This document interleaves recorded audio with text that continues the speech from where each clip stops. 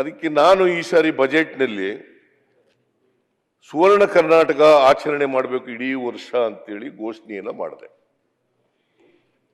ಹಾಗಾಗಿ ಇಡೀ ವರ್ಷ ಸುವರ್ಣ ಕರ್ನಾಟಕ ಸಂಭ್ರಮದಲ್ಲಿ ನಾವು ಇವತ್ತು ಸಂಭ್ರಮ ಮಾಡ್ತಾ ಇದ್ದೀವಿ.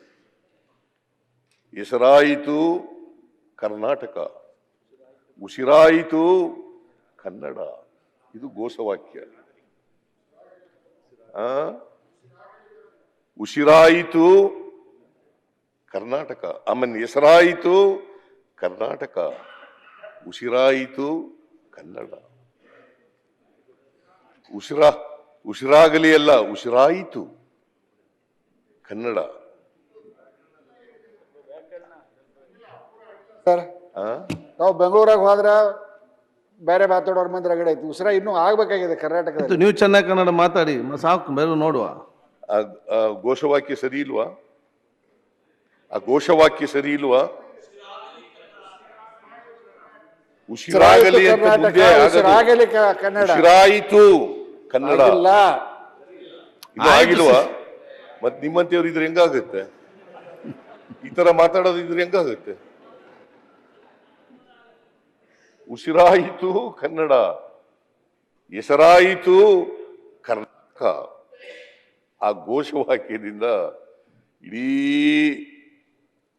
ರಾಜ್ಯದಲ್ಲಿ ನಾವು ಈ ಸಂಭ್ರಮವನ್ನ ಆಚರಣೆ ಮಾಡ್ತಾ ಇದ್ದೀವಿ. ಈಗಾಗಲೇ ಬೆಂಗಳೂರಿನಲ್ಲಿ ಒಂದು ಸಭೆ ಆಯಿತು, ಹಂಪಿನಲ್ಲಿ ಒಂದು ಸಭೆ ಆಯಿತು, ಗದಗ್ನಲ್ಲಿ ಒಂದು ಸಭೆ ಆಯಿತು.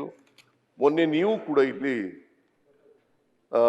ಮಂಡಲ ಇಲ್ಲ ಬೆಂಗಳೂರು ಸ್ವರ್ಣಸೌಧ, ಇಲ್ಲೂ ಕೂಡ ಸುವರ್ಣಸೌಧದಲ್ಲಿ ನೀವು ಒಂದು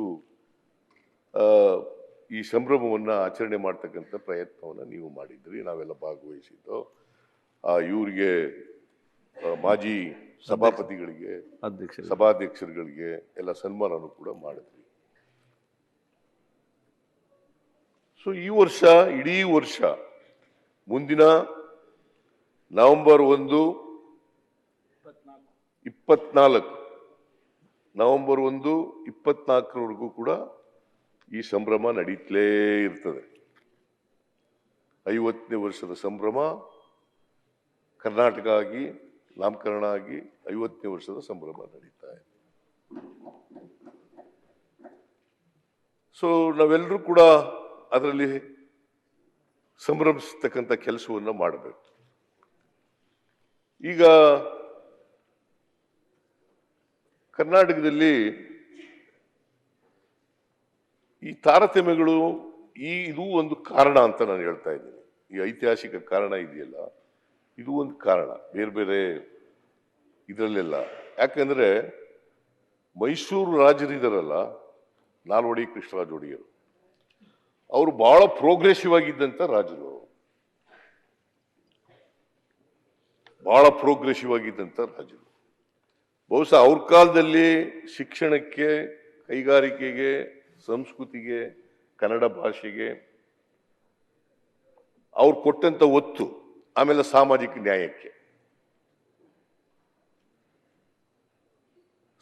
ನ್ಯಾಯಕ್ಕೆ ಕೊಟ್ಟಂತ ಒತ್ತು ಬಹುಶಃ ಭಾರತದಲ್ಲಿ ಸಾವು ಮಹಾರಾಜರು ಬಿಟ್ರೆ ಇವರೇನೆ. ಸಾವು ಮಹಾರಾಜರು ಬಿಟ್ರೆ ಇವರೇನೆ.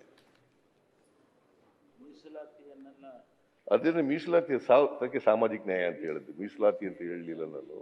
ಸಾಮಾಜಿಕ ನ್ಯಾಯ ಅಂತ ಕಾನ್ಸ್ಟಿಟ್ಯೂಷನಲ್ ಪದ ಉಪಯೋಗಿಸಿದ್ದೀನಿ ಅಷ್ಟೇ. ಸೋಷಿಯಲ್ ಜಸ್ಟಿಸ್ ಮಿಲ್ಲರ್ ಕಮಿಷನ್ ಮಾಡಿ ಅದನ್ನು ಜಾರಿ ಕೊಟ್ಟರು. ಅದರಲ್ಲಿ ಬ್ರಾಹ್ಮಣ ಸಮುದಾಯಕ್ಕೆ ಸೇರಿದಂಥವ್ರಿಗೆ 25%, ಬ್ರಾಹ್ಮಣೇತರರಿಗೆ 75% ಅಂತ ಮೀಸಲಾತಿ ಕೊಟ್ಟರು. ಅದು 1921ನೇ ಇಸ್ವಿ, 1921. ಅದಾದ್ಮೇಲೆ ಬೇರೆ ಕಮಿಷನ್ಗಳೆಲ್ಲ ಆದವು. ರಿಸರ್ವೇಶನ್ ಬಗ್ಗೆ ಸಂವಿಧಾನ ಬಂದ ಮೇಲೆ ಬೇರೆ ಬೇರೆ ಕಮಿಷನ್ಗಳೆಲ್ಲ ಆದವು. ಇದೆಲ್ಲ ಆಯ್ತು. ನಾ ಯಾಕೆ ಹೇಳ್ತಾ ಇದ್ದೀನಿ ಅಂತಂದ್ರೆ, ನಾಲ್ವಡಿ ಕೃಷ್ಣರಾಜ ಒಡೆಯರನ್ನ ಸ್ಮರಿಸ್ಕೊತಾ ಇದ್ದೀನಿ ಅಂದ್ರೆ, ಅವ್ರು ಆ ಕಾಲದಲ್ಲೇ ಕೈಗಾರಿಕೆಗಳ ಬೆಳವಣಿಗೆಗೆ, ಕೃಷಿಗೆ, ನೀರಾವರಿಗೆ, ಸಾಮಾಜಿಕ ನ್ಯಾಯಕ್ಕೆ, ಮೀಸಲಾತಿಗೆ ಎಲ್ರಿಗೂ ಅವಕಾಶಗಳು ಸಿಕ್ಕಬೇಕು ಅಂತೇಳಿ ಮಾಡದಂಥವ್ರು, ಎಲ್ರಿಗೂ ಶಿಕ್ಷಣ ಸಿಗಬೇಕು ಅಂತೇಳಿ ಮಾಡದಂಥವ್ರು, ಶಿಕ್ಷಣಕ್ಕೆ ಒತ್ತು ಕೊಟ್ಟವರು. ಮೈಸೂರು ವಿಶ್ವವಿದ್ಯಾನಿಲಯ ಅವ್ರ ಕಾಲದಲ್ಲಿ ಆದದ್ದು. ನೀವು ಆಮೇಲೆ ಬಂದ್ರಿ ನೀವು. ಸೊ ಅದರಿಂದ ಮಾನ್ಯ ಅಧ್ಯಕ್ಷರೇ, ಇದು ಸ್ವಲ್ಪ ಕಾರಣ ಇರಬಹುದು ಅಂತ ಅನ್ಕೊಂಡಿದ್ದೀನಿ. ಯಾಕಂದ್ರೆ ಮುಂಬೈ ಕರ್ನಾಟಕದಿಂದ ಬಂದರು, ಹೈದರಾಬಾದ್ ಕರ್ನಾಟಕದಿಂದ ಬಂದರು, ತಮಿಳುನಾಡಿನಿಂದ ಬಂದರು, ಕೊಡಗು ಬೇರೆ ರಾಜ್ಯ ಆಗಿತ್ತು, ಅವ್ರು ಬಂದರು. ಇವೆಲ್ಲ ಕಾರಣಗಳಿಂದ ತಾರತಮ್ಯಗಳು ಇದ್ದೇ ಇರ್ತವೆ ಅಭಿವೃದ್ಧಿನಲ್ಲಿ. ನಾನು ಯಾವ ಸರ್ಕಾರನೂ ಕೂಡ ದೂಷಣೆ ಮಾಡಕ್ ಹೋಗಲ್ಲ. ಎಲ್ಲ ಸರ್ಕಾರಗಳು ಕೂಡ ಸ್ವಲ್ಪ ಹೆಚ್ಚು ಕಡಿಮೆ ಆಗಿರ್ಬೋದು. ಪ್ರಯತ್ನ ಅಂತೂ ಮಾಡಿದವೆ. ಈಗ ಈ ಡ್ಯಾಮ್ಗಳೆಲ್ಲ ಆದವು. ಮಲಪ್ರಭಾ, ಘಟಪ್ರಭಾ, ಹೇಮಾವತಿ, ಆಲ್ಮಟ್ಟಿ, ಇವೆಲ್ಲ ಡ್ಯಾಮ್ಗಳು ಮಿಸ್ಟರ್ ಅಶೋಕ್ ಯಾವ ಕಾಲದಲ್ಲಿ ಆದ್ದು? ಬಿಜೆಪಿ ಕಾಲದಲ್ಲ, ಕಾಂಗ್ರೆಸ್ ಕಾಲದಲ್ಲಿ ಆದದ್ದು. ಇವೆಲ್ಲ 50 ವರ್ಷದ ಕೊಡುಗೆ ಏನು ಅಂತಂದ್ರೆ ಇವೆ ಕೊಡುಗೆಗಳು. ಅಲ್ಲ, ನನ್ನ ಹೆಸರು ಹೇಳ್ತೀರಾ? ನಾನು ಎದ್ ನಿಂತ್ರ ಇಲ್ಲ, ಬೇಡ ಬೇಡ, ಹೆಸರು ಹೇಳ್ಬೇಡಿ. ನಿನ್ನ ಹೆಸರು ಹೇಳೋದು ಬೇಡವಾ? ಏನಪ್ಪ ಸ್ನೇಹಿತ ಅಂತ ಹೇಳ್ತೀವಪ್ಪ, ಬೇಡ ಅಂದ್ರೆ ಬೇಡ. ಅಲ್ಲ, ಈಗ 45 ನಿಮಿಷ ಆಯ್ತು, ಎಲ್ಲ ಊರೆಲ್ಲ ಸುತ್ತಾಕ್ಸ್ತಾ ಇದ್ದೀರಾ. ಅಲ್ಲಿಂದ ಶುರು ಮಾಡಿದ್ರಿ, ಮೈಸೂರಿಂದ ಶುರು ಮಾಡಿ ಇಲ್ಲಿಗೆ ಬಂದು ಅಲ್ಲಿಗೆ ಬಂದು ಈಗ ಚರ್ಚೆ ನಡೀತಾ ಇರೋದೇನು? ಉತ್ತರ ಕರ್ನಾಟಕಕ್ಕೆ ಏನು ಅನ್ಯಾಯ ಆಗಿದೆ, ಅದನ್ನ ಹೆಂಗ್ ಸರಿಪಡಿಸಬಹುದು ಅನ್ನೋದು. ನೀವು ಹಳೆ ಮೈಸೂರು ಅದಾಯ್ತು ಇದಾಯ್ತು ಅಂದ್ರೆ ಅವ್ರ ಪಾಪ ಹಳೆ ಮೈಸೂರಿಗೆ ನಮ್ಮ ಗೌಡ್ರಿಗೆ ಮಾತಾಡಕ್ಕೆ ಕೊಡ್ಲಿಲ್ಲ ಅವ್ರು ಯಾರು. ಅವರು ಬಂದಿರೋ ಅಂಥದ್ದು ಉತ್ತರ ಕರ್ನಾಟಕದಲ್ಲಿ ಅನ್ಯಾಯ ಆಗಿದೆ. ಕೃಷ್ಣಗೆ ಏನು ಅನ್ಯಾಯ ಆಗಿದೆ? ತಾವೇ ಹೇಳಿದ್ದೀರಾ, ಕೃಷ್ಣಗೆ ಪ್ರತಿ ವರ್ಷ 10,000 ಕೋಟಿ ಕೊಡ್ತೀನಿ, 5 ವರ್ಷದಲ್ಲಿ 50,000 ಕೋಟಿ ಕೊಡ್ತೀನಿ. ಕೊಡ್ಲೇ ಇಲ್ಲ. ಕೃಷ್ಣ ಕಣ್ಣೀರು ಅಂದ್ರೆ ಕೃಷ್ಣ ಕಣ್ಣೀರು ಒರೆಸ್ತಾವ್ರೆ ಹೊರತು 10,000 ಕೊಡ್ತೀವಿ ಅಂತ ಹೇಳಿರ್ಲಿಲ್ಲ. ನೀರಾವರಿ ಯೋಜನೆಗಳಿಗೆ ಇಲ್ಲಿ ಅಧ್ಯಕ್ಷರಿದ್ದಾರೆ. ನಾನು ಇವರು ಕೊಟ್ಟಿಲ್ಲ. ನಮ್ಮ ಪಕ್ಷದ ಎಲ್ಲ ಲೀಡರ್ಗಳು, ಕಾರ್ಯಕರ್ತರೆಲ್ಲ ಸೇರಿ ಪಾದಯಾತ್ರೆ ಮಾಡಿದ್ರು. ಹೊಸಪೇಟೆಯಿಂದ ಚರ್ಚೆ ಬೇಡ, ಕೂಡಲ ಸಂಗಮದವರೆಗೆ ಪಾದಯಾತ್ರೆ ಮಾಡೋದು.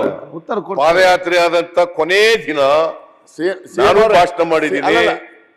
ಒಂದೇ ನಿಮಿಷ, ನಿಮ್ಮ ನೀವು 10,000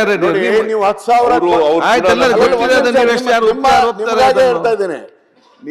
ನೀವು 10,000 ಅಲ್ಲ 20,000 ಕೋಟಿ ಕೊಟ್ಟರು ಖರ್ಚು ಮಾಡಕ್ಕಾಗಲ್ಲ. ಬಿಕಾಸ್ ನೋಟಿಫಿಕೇಶನ್ ಮಾಡಿ ಗವರ್ಮೆಂಟ್ ಆಫ್ ಇಂಡಿಯಾ ನೋಟಿಫಿಕೇಶನ್ ಮಾಡಿಲ್ಲ. ಕೃಷ್ಣಾ ವಾಟರ್ನ ಖರ್ಚಲ್ಲಿಂದ ಮಾಡ್ತಾರೆ. Even today notification, gazette notification ಆಗಲಿಲ್ಲ. ನಮ್ಮ ನೀರಿನ ಹಂಚಿಕೆ ಇದ್ದು ಮೋದಿ ಅವ್ರಿಗೆ ಒತ್ತಾಯ ಮಾಡಿ 10,000 ಖರ್ಚು ಮಾಡ್ತಾರೆ. You are correct. News first, ನಿರ್ಭೀತಿಯಿಂದ ನಿಮ್ಮ ಪರವಾಗಿ.